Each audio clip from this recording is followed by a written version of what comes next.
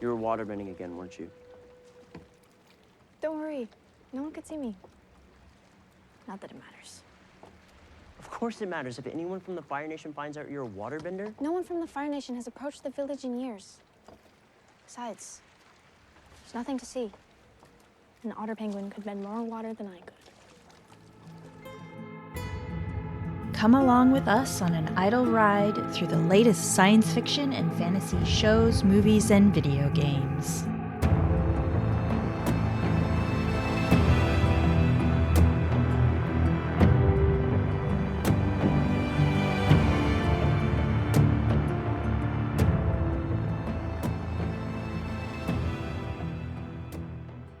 Welcome to Idle Ride. I'm Marcy, your host, and I'm here with my chosen brother, Paul, who's also my co-host, and we will be reviewing the first episode of Avatar: The Last Airbender. But before we go into that, I wanted to ask you to rate and review us on where you listen to your podcast, because we'd really like other people to be listening as well. So if you have a second, go on Apple Podcast or wherever you listen to your podcasts and give us a hopefully nice review. I'd just like to say that we've come a really long way, that podcasts aren't just owned by Apple now, and I don't hate them anymore because of that partially.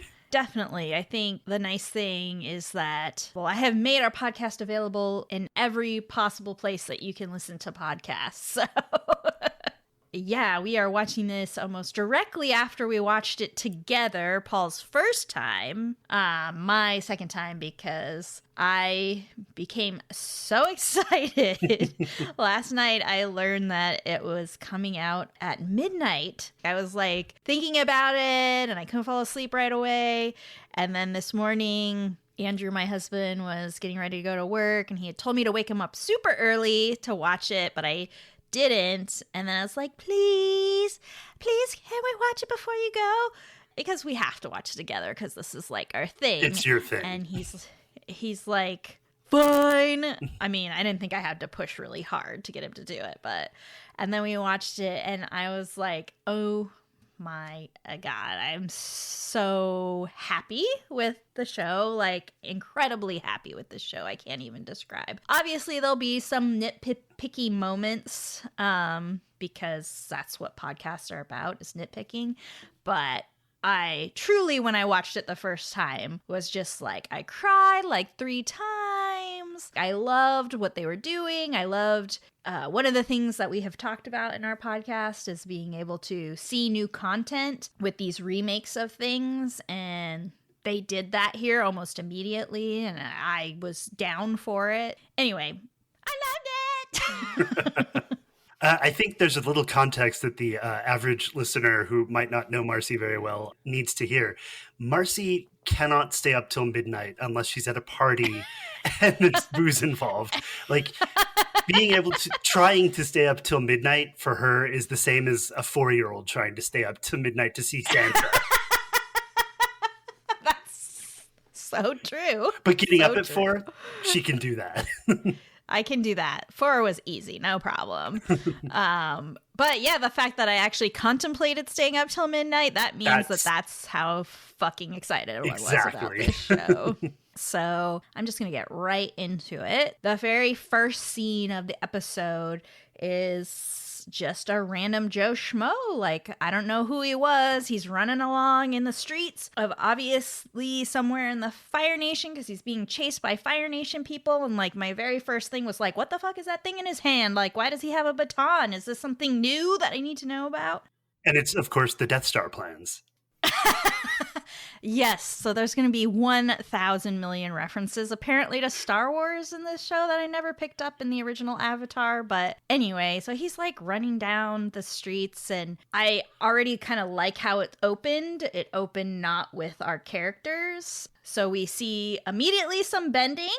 We see the Fire Nation shooting fire at this guy, and then it turns out he's an earthbender. And so we get some cool earthbending moves and some cool firebending moves. And he's not just some regular Joe Schmo with those moves. He shot up in diagonals pieces of earth and then used them to jump and run past people.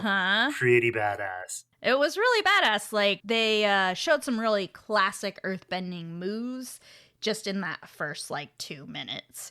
And he also did this thing when he touched the ground and he was starting to activate his powers. It almost looked like he was twisting a key the way he would rotate his arm. It was kind of cool. Yeah, that was cool. I feel like that was kind of new to the show. They don't. I think they're just trying to show people how are these benders accessing their powers, and they kind of have to have a moment where you're seeing it, I guess. But so it turns out he's a messenger from the Earth Kingdom who had just stolen some secret plans, as Paul had said. And he ends up getting the plans off to his partner and then gets brought before Fire Lord Sozin.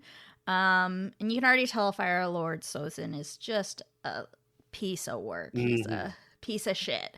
And this is where I realized, again, we're not watching a children's show anymore, because the Fire Lord does the typical villain, monologue. And he's like, I wanted you to give the plans away. Because that's exactly how he sounds. I'm not but... My name is Chosen. Chosen, sorry. And so he talks about how he wanted the plans to get to the Earth Kingdom because he wasn't going to be going to the Earth Kingdom. He was going to wipe out the airbenders. And then he grabs the messenger. And what happens, Paul? Immolation. That's right. Spontaneous human combustion. What the fuck? So firebenders now are just like burning people's bodies to a crisp, which makes sense. I mean, this is stuff they couldn't show in the cartoon, right? For sure. But in contrast, in a later event, a bunch of spears get slung from some kind of homemade siege weapon, and not a single spear hit anyone, just like a kid's show. It's funny, they just dance on that line. They do, yeah. I think the cartoon had these funny moments, right? And so they're trying to build those in, but it's also a super serious story. And the funny thing is they're trying to do what I always thought was kind of weird about the cartoon, is that it's literally about a nation of people that committed genocide against another people. Super serious topic, like super serious. And they address it kind of in the Last Airbender cartoon, but not nearly as much as we're getting here, which is kind of like the next whole section of the episode is all new stuff, which I really enjoyed. I don't know about you, Paul. I liked it. I think we can talk about the complaint about airbending separately. So I'll just say yes, it was good. It was good to get all of these scenes that we didn't get in the cartoon of the airbenders and their culture. Right. You see his people and his interactions with them, how he's a little bit of a shit. I think Monk Gyatso, you pretty much only see him talk to him in the animation.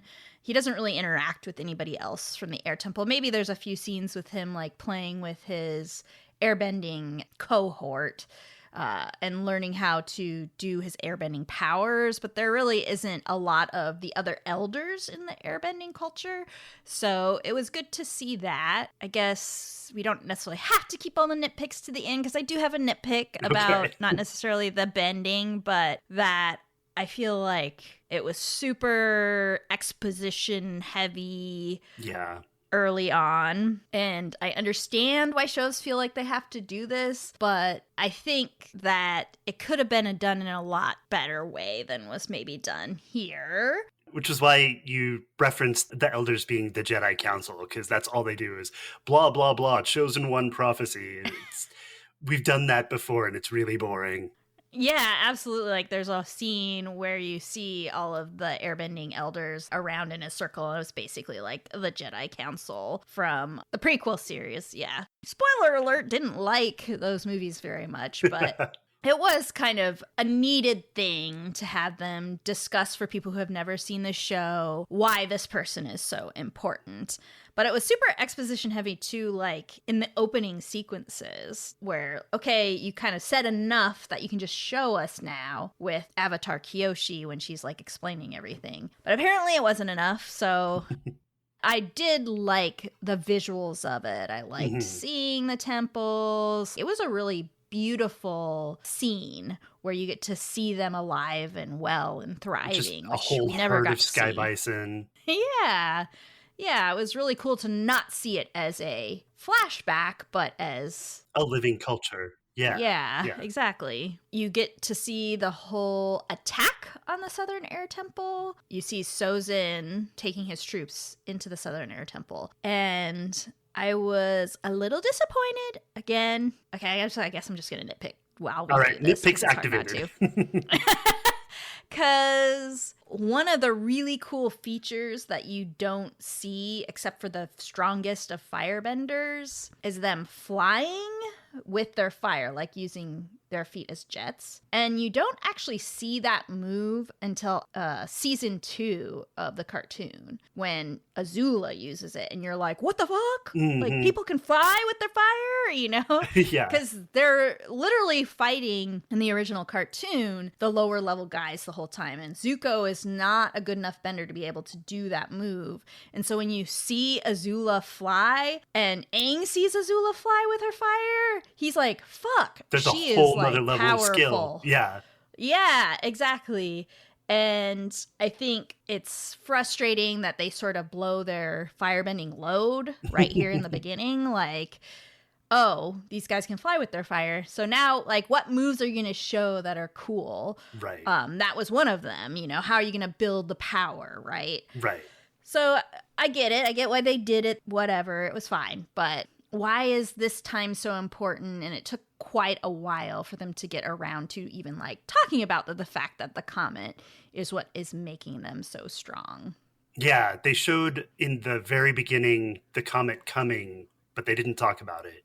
And so Yeah. this is what, 10, 15 minutes later where they actually bring it up? And I actually think they did a great job showing Air Temple people be, like, really fast and quick and different things, which it's kind of doesn't get shown with Aang, but that was one of the cool things about Aang. And I think you're going to talk about that a little bit. So I'll let you have your moment here. Oh, by saying how boringly slow Aang is? Yes. Yeah.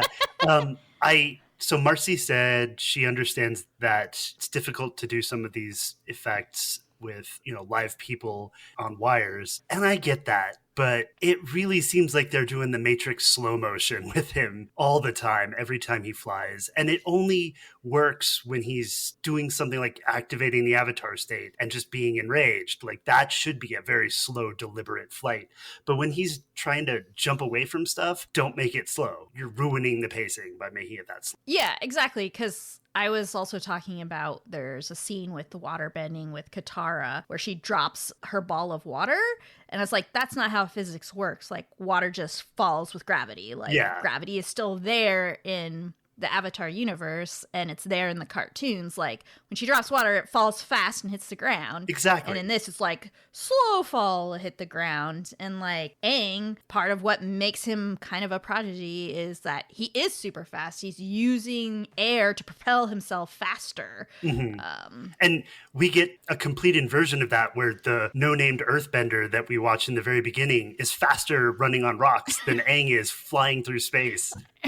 Yeah. Okay. So, yes, it's, not perfect, but I would say that maybe they're giving him room to grow and become yes. Fast and better. Yes. And also that it's 100% better than M. Night Shyamalan's Nightmare. Oh, so, only double? Like... So where were we? Oh, so there was a scene too that I had made a prediction with the trailer episode where I did guess correctly. It was Sozin shooting the flames at somebody, but it was not Avatar Roku. It was Monk Gyatso. And that was one of the moments that made me tear up, was when he's like protecting the younglings. I mean, the little airbenders from Sozin. But you know that like Sozin just murdered those kids. Yep. And that's always the weird thing to me about genocide. Is a weird statement to say, but you know what I don't like about genocide? Well, I feel like it's completely impossible to totally kill every single person of a people. Because there's always going to be people who learn that they're being hunted down and hide. So it's always hard for me to believe that there truly is the last of one person. But then again, we've killed so many animals that have become extinct. And I believe one of the lore pieces to airbenders is that anytime an airbender has children, that child is an airbender. No matter who they have children with. So they're a dominant gene. Anyway, people could correct me on that if they want. I don't know if you have anything else to say. I mean, it's pretty brutal. There's lots of really good fight scenes, lots of more people being immolated by fire. I mean, it's scary. It's a good scene. Yeah, it was cool to watch the devastation happening as, also condemning it. I think it's a little weird to put all your eggs in one basket. Like, oh, there's a festival. Let's have every single person in the same place. And as a kid, I remember thinking with my whole family driving in a car many times, like, oh, if we get hit in a car, there's no one left in our family. So like, you'd think someone would think about that and just, oh, you know what? I'm going to go somewhere not this comet party. I think that's how they're trying to explain away that all the airbenders are dead. But yes. there would always be, like, there's still babies, people taking care of the airbender babies, and like the other temples still have people there. Right. Even Order 66, there were Jedi who survived it. We all know this. Exactly. So, yeah, it makes sense that, okay, a large, huge population of them was killed in this one attack. And you're right, it is silly that they were all in one place, but they didn't know that the Firebending Nation was coming after them specifically. So. Yeah, no, I don't dispute that part at all. So, Aang, straight from the animation, is in a storm. He crashes into the ocean with Appa, and his avatar powers activate, and he freezes himself. And they did a beautiful job on that. They did. The stuff, I'm pretty sure most of the scenes that came almost directly from the animation were very accurate, I guess is what I have to say. And there's quite a few of them coming up. I think the rest of the episode is pretty close to straight out of the animation with a few changes here and there. So you meet Sokka and Katara for the first time. You learn a little bit about their village, how Sokka's in charge of the village, which I've always thought was really dumb. Like, you've got adult women there. Sokka should not be in charge, but okay, whatever. I think, so here's my take on that. Sokka's dad said, you're the man now of this whole tribe because there's no other men left because everyone left. And all the older women are just letting him have that because they know that he needs something to grab onto. That's a really good point. Like, he needs a everyday thing that he has to do, otherwise he would be making trouble all that boy the time. Needs structure. Yeah, he's too smart for his own good. Which is funny because now I think about it, in the scene where they find the avatar and he's like laying on the bed, there's a bunch of people looking at him like, who's this? And there was a couple of older dudes in it. So Katara and Sokka are fishing, talking about their fate. Sokka doesn't like it that Katara's waterbending. She's the last waterbender of her tribe. And they find Aang in the ice, which is, again, classic scene, perfectly done. A little bit of a nitpick here with Appa being frozen.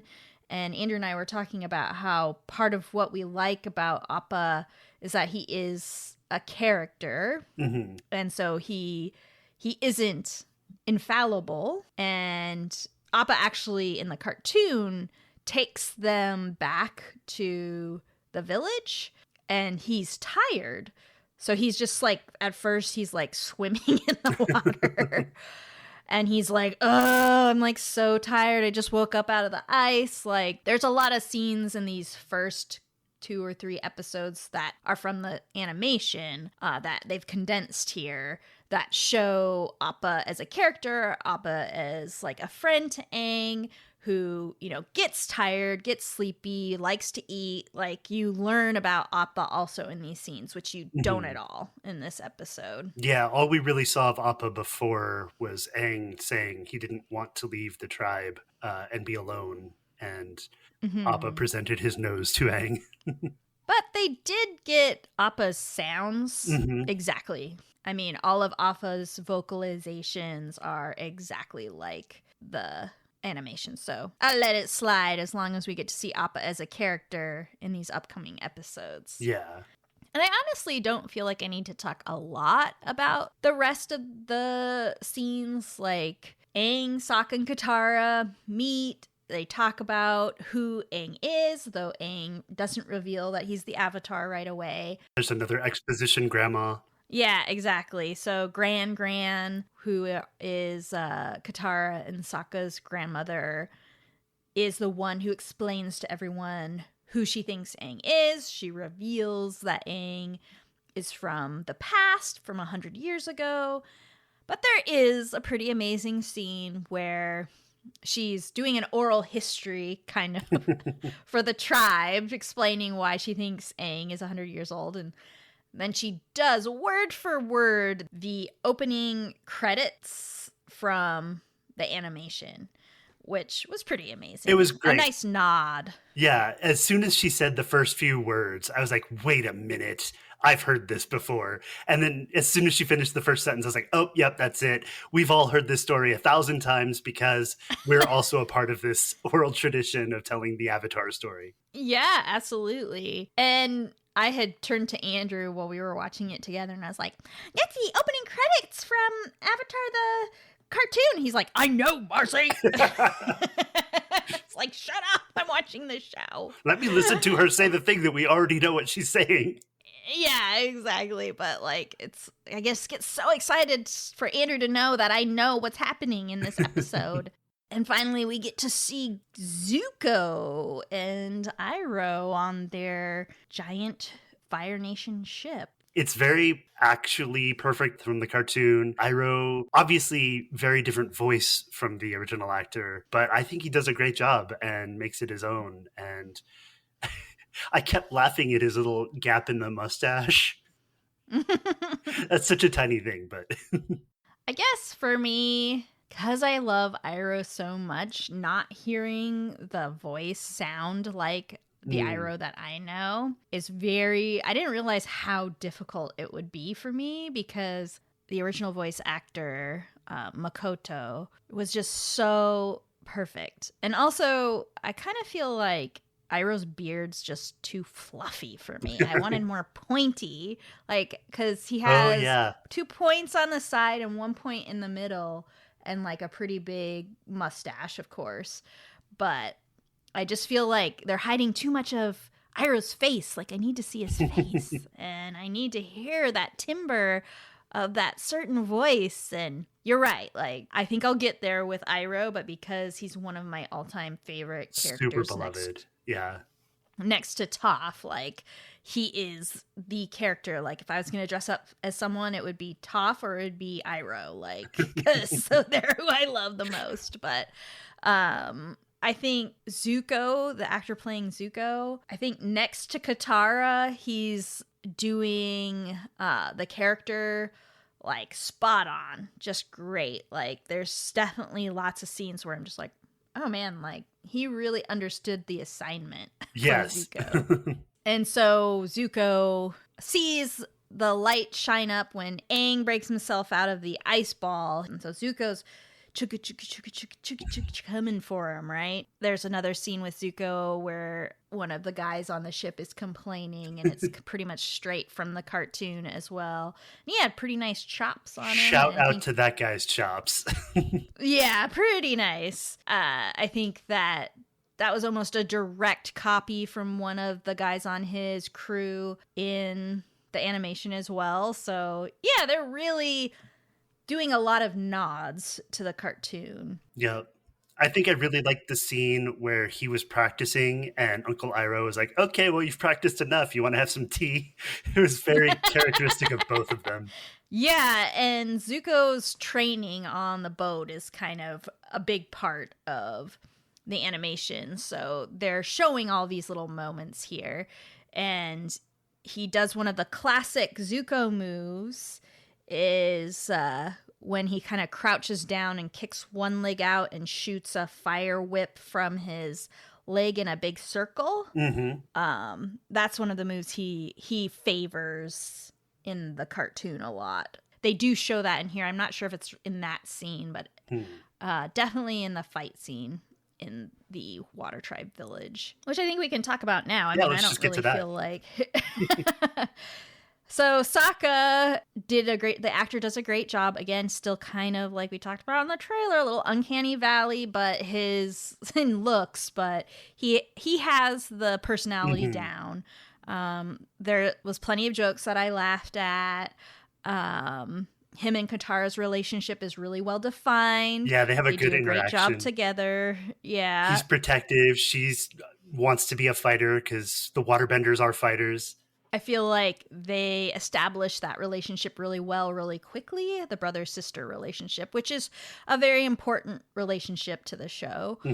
And Sokka feels all this responsibility to protect his sister, to protect the Water Tribe people, to protect Aang later on. I mean, that's a big part of who he is a protector. And so once Zuko arrives... Well, he wants to give him away briefly, and then Katara, being the heart, tells him why they should listen to Mom as well. Yes, exactly. And so he's kind of always got the little angel on his shoulder that's Katara.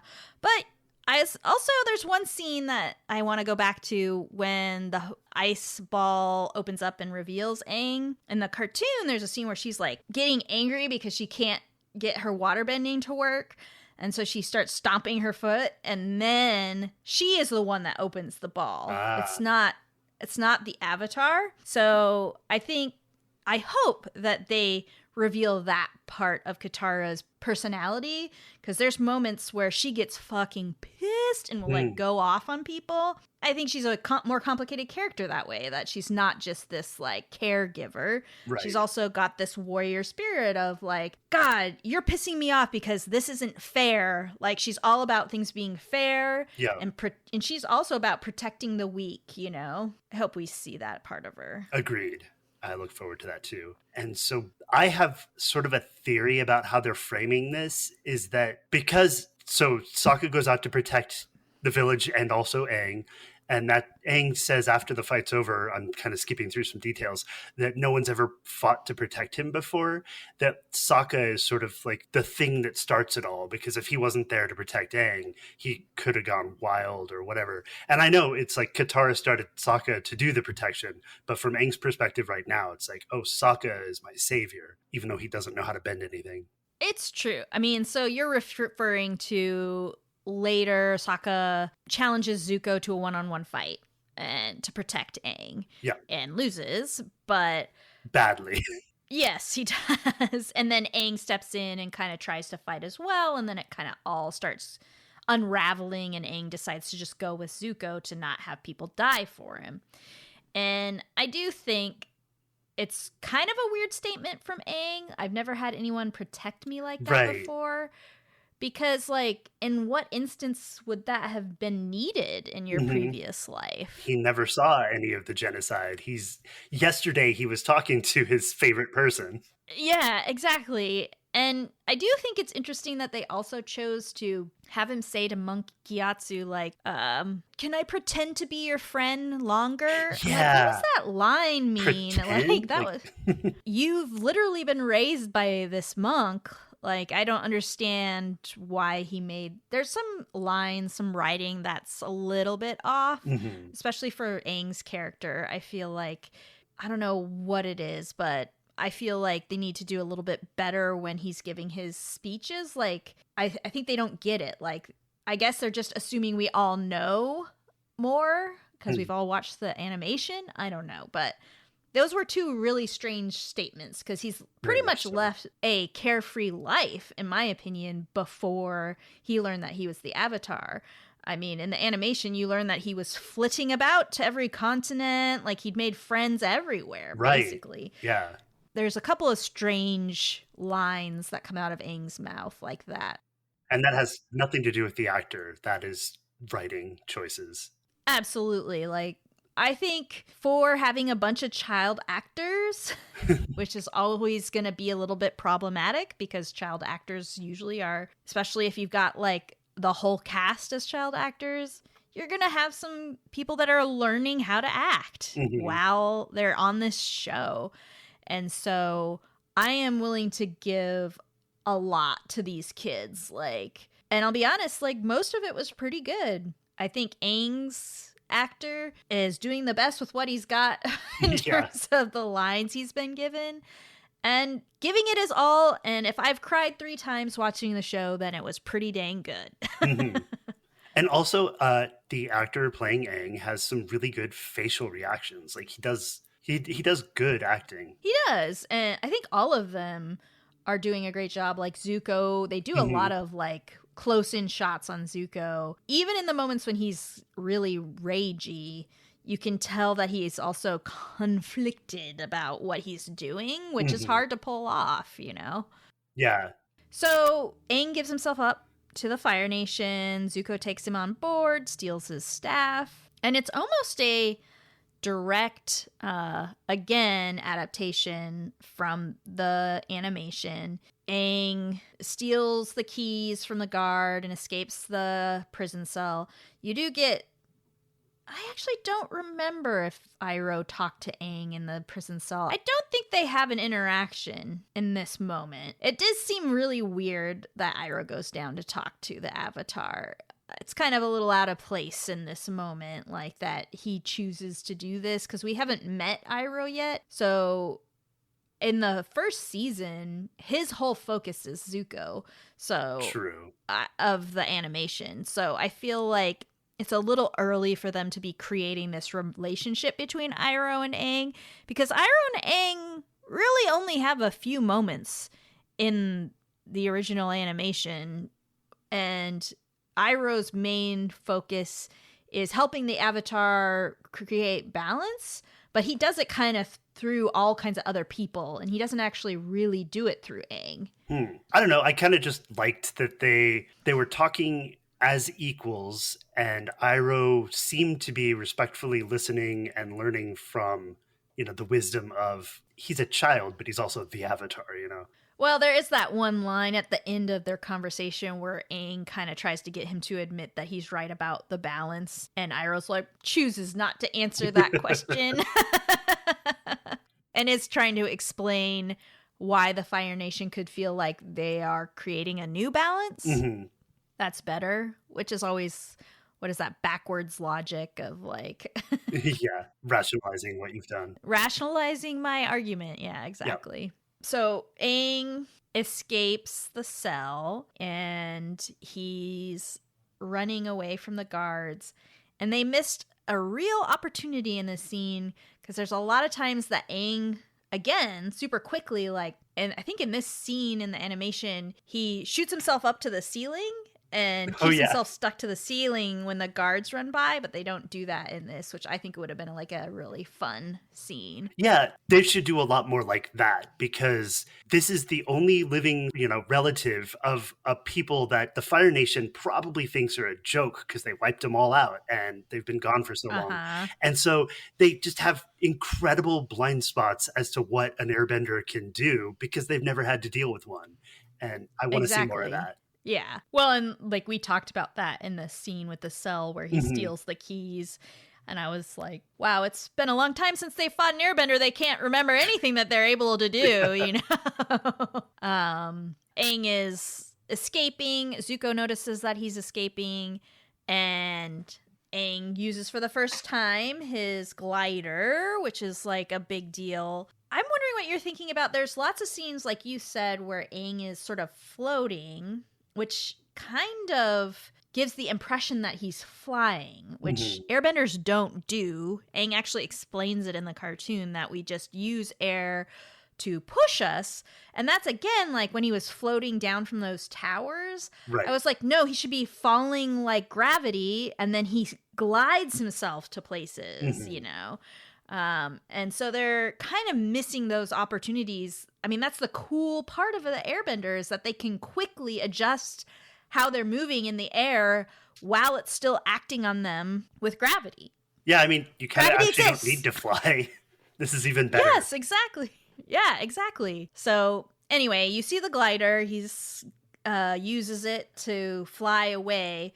and like all the ineffectual stormtroopers are like shooting their little fireballs.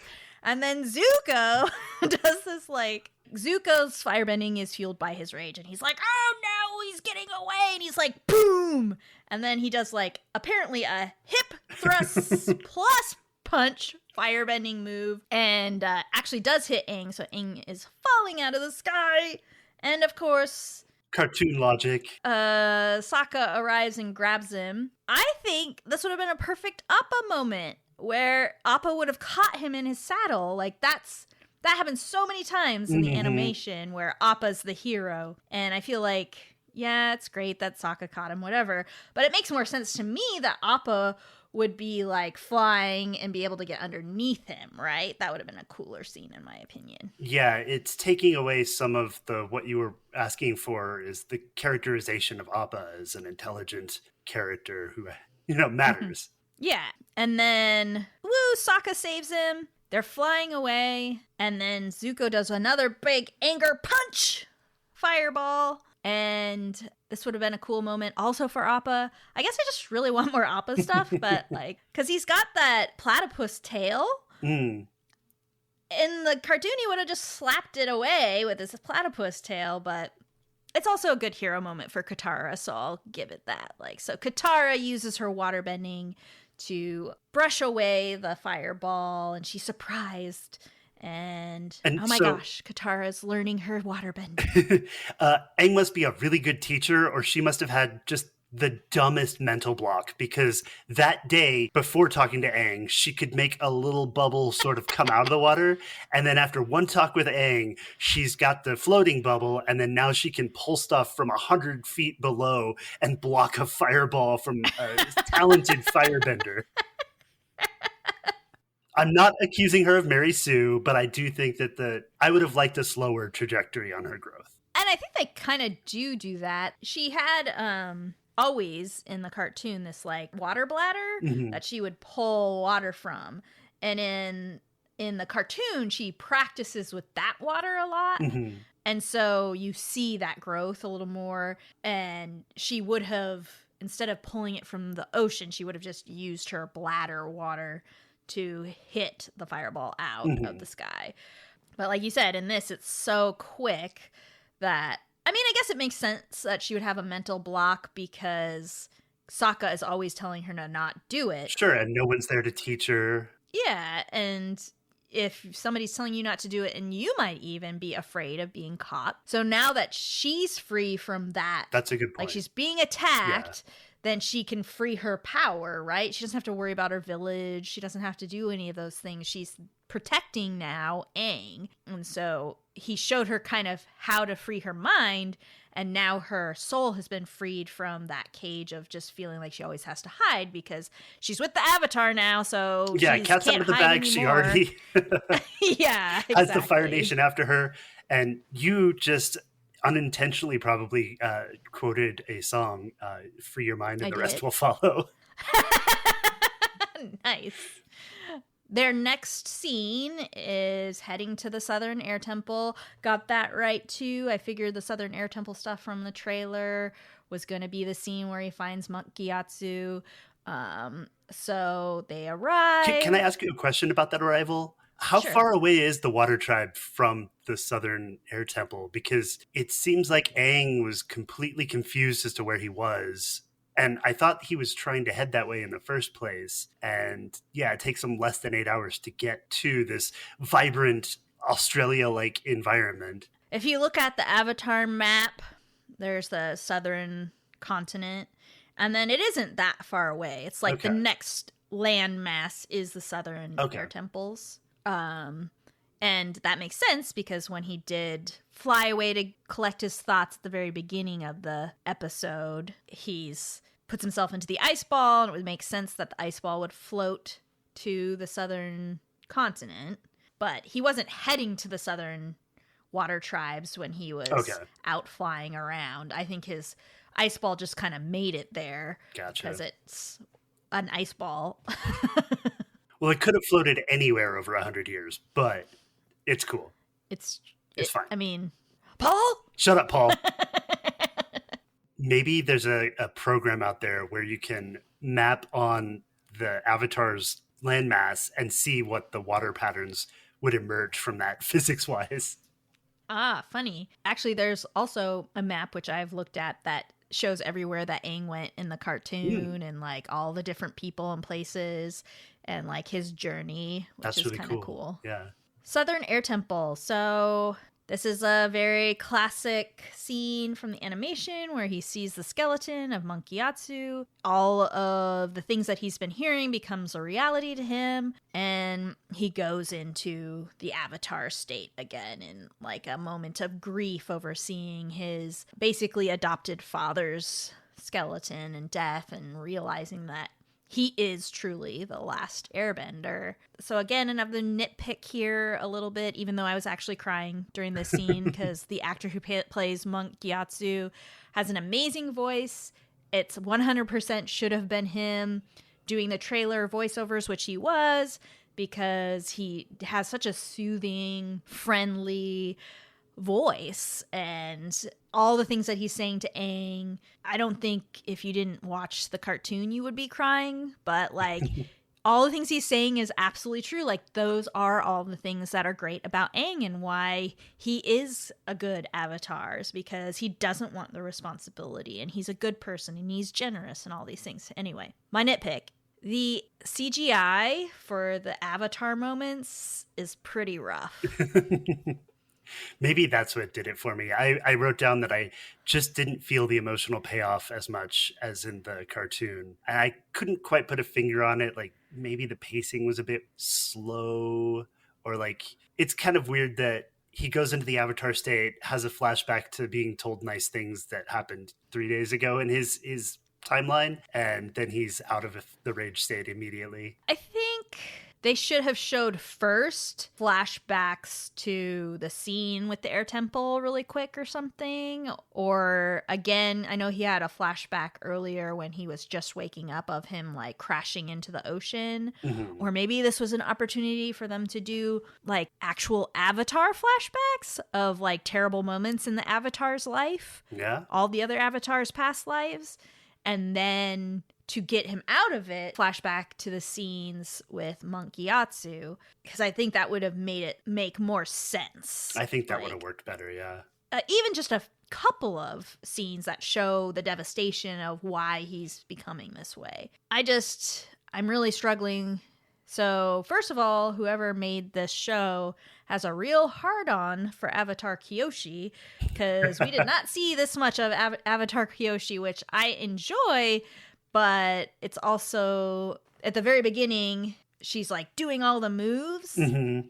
And that is a scene from the opening credits of the cartoon. She is doing all the Avatar moves in it, but she looks so wooden, like so much like a CGI character in that scene. And then in this scene with Aang, like the close-up on his face is fucking CGI. Wild. I don't know if you noticed that, but see, maybe that's part of why I didn't feel the payoff. Like, you people should hire me and have me look at your CGI. And if I can't tell that it's CGI the moment I watch it, then you're good. But like, if I can tell, and again, I guess it doesn't matter to young people because that's all they know, but I know what real looks like, and that is not real. That was not the actor. So I don't know why it's hard to have the actor be in the avatar state. Like, you just, all the special effects you would need is like the glowy eyes and shit. Mm-hmm. Like, he could have been doing that scene. Yeah. I don't get it. They had to pay a team of people to imitate his face to do that, so. Yeah, it's so weird to me. Anyway, I get to this point when I like do these podcasts where I'm like, I just said that I really love this show. And then I get to this point where I'm like, why do they have to do this? But truly, I did very much enjoy it. And I can overlook a lot of those things because I do enjoy getting these extra little pieces of the lore. But I think they should pay more attention to some of these little details of stuff that, you know, should be easy. Get the CG right. Get the physics right. Mm-hmm. You know, there's a moment when somebody's bending something, and then the moment that they're not, gravity exists. Yeah, for sure. It's not that hard to have a science team, a continuity team, what do they call that? Sensitivity team. Like, you've already got Yeah. so many other teams. Well, you've got a team of fans that could help you with that. Just hire like 50 people. They would do it for fucking free to make sure it all looks good, you know? Just fly them to you, yeah. So, Katara and the memory of Monkiatsu brings him out of the avatar state, which he only goes into when he's feeling a strong emotion. And he gives his little speech about, I'm going to do everything that I can. There's another line in there that's really weird. It's the very last thing he says. That's like, I will do anything I have to. Oh, yeah. Yeah, that sounds very Fire Lord of you, Aang. Well, I know. I was like, what? Like, Aang would never say that. That was like, Aang doesn't even eat meat. He's a fucking vegetarian. Yeah. He, like, one of his biggest struggles is that he isn't willing to do anything that he can to get there. That's his struggle throughout for all 3 seasons of the animation. So that was a very strange final line to end on. I'll do everything to make it happen. And then they transition to Zuko in that moment. So it's weird. Yeah. They're definitely giving Aang lines that I don't feel are Aang's personality. Mm-hmm. And he's the only one. I think everybody else kind of is fitting their characters. The things that they're saying is fitting. But Aang, they just haven't figured out in this episode. Hopeful for the next episodes. Yeah, which you're going to watch as soon as we're done with this, right? Yeah, I think that I'm just going to have to binge it all, everybody. Maybe I'll make Paul be the one that can like control it himself, and he'll be watching it for the first time with me every time. But that would be really mean. So I'm fine with that. I've got lots of other shows that I'm watching too. Oh, good. So I'm gonna watch it because I can't control myself, but Paul has better impulse control than me. So at least with this, yes, I don't know how you can, but whatever. Guess he just doesn't love it as much as me. It's for the show. That's true. He loves me so much, and exactly. he loves this podcast so much that I will make that sacrifice. He will make that sacrifice. Yes. Let me see. Is there anything else that I think that I wanted to say? No, I think I talked about everything that I wanted to say. Yeah, there's stuff I want to talk about, but I don't think it needs to be in the first couple of episodes. There's plenty to discuss later with themes. Give us a little spoiler of what you want to talk about. Oh, sure. I think that an avatar would be a bad thing to have in the world and that everyone should try to kill them. Oh, what's the other one? Oh, that was the main one. I can come up with more, but... Okay. Ooh, that's a hot take. Spicy. From Paul. And look, I love Spicy. Aang, but that doesn't mean I love every previous avatar or maybe every one that comes after. You just need one Hitler avatar and you just ruined life for the whole planet. Okay, well, I'll keep my opinions to myself, but for when this really needs to come up. Yeah. Give it a thought. Give it a think, guys. And maybe we'll talk about it on the social medias. So that brings me to our social medias. If you want to check us out, you can go to @IdleRidePodcast on Gmail or IdleRidePodcast or just IdleRide on Twitter and Instagram. And I'm also on Blue Sky now. So if that happens to be your social, I'm kind of new to it, but trying to get on there occasionally. So @IdleRide on Blue Sky. Again, if you have a chance, rate us on whatever podcast application you're listening to us on. That would be much appreciated. And I'm going to try to churn out these episodes as fast as I can because I love this show. So just keep looking for Idle Ride, and you're sure to get some Avatar The Last Airbender content. Damn straight. All right. Thank you for listening. Have a good binge-watching session. All right. Bye. Bye.